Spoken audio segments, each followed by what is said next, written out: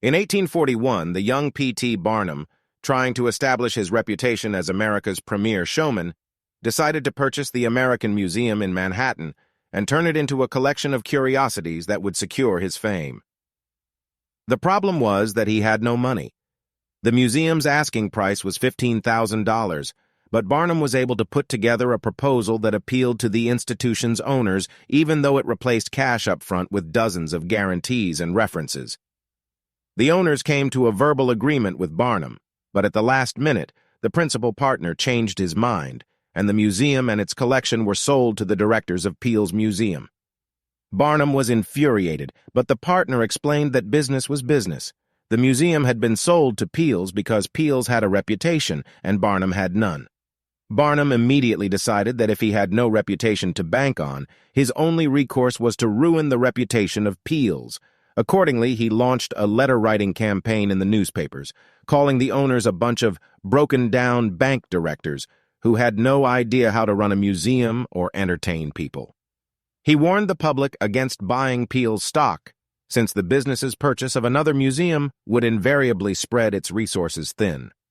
The campaign was effective. The stock plummeted, and with no more confidence in Peale's track record and reputation, the owners of the American Museum reneged on their deal and sold the whole thing to Barnum.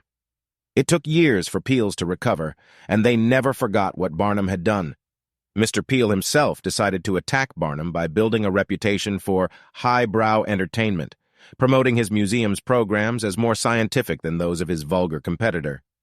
Mesmerism, hypnotism, was one of Peale's scientific attractions, and for a while it drew big crowds and was quite successful. To fight back, Barnum decided to attack Peale's reputation yet again. Barnum organized a rival mesmeric performance in which he himself apparently put a little girl into a trance. Once she seemed to have fallen deeply under, he tried to hypnotize members of the audience, but no matter how hard he tried, none of the spectators fell under his spell, and many of them began to laugh. A frustrated Barnum finally announced that to prove the little girl's trance was real, he would cut off one of her fingers without her noticing. But as he sharpened the knife, the little girl's eyes popped open and she ran away, to the audience's delight. He repeated this and other parodies for several weeks. Soon no one could take Peale's show seriously, and attendance went way down. Within a few weeks, the show closed. Over the next few years, Barnum established a reputation for audacity and consummate showmanship that lasted his whole life. Peale's reputation, on the other hand, never recovered. Law 5. So much depends on reputation. Guard it with your life. Reputation is the cornerstone of power.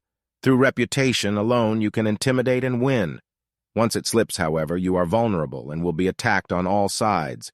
Make your reputation unassailable. Always be alert to potential attacks and thwart them before they happen. Meanwhile, learn to destroy your enemies by opening holes in their own reputations. Then stand aside and let public opinion hang them.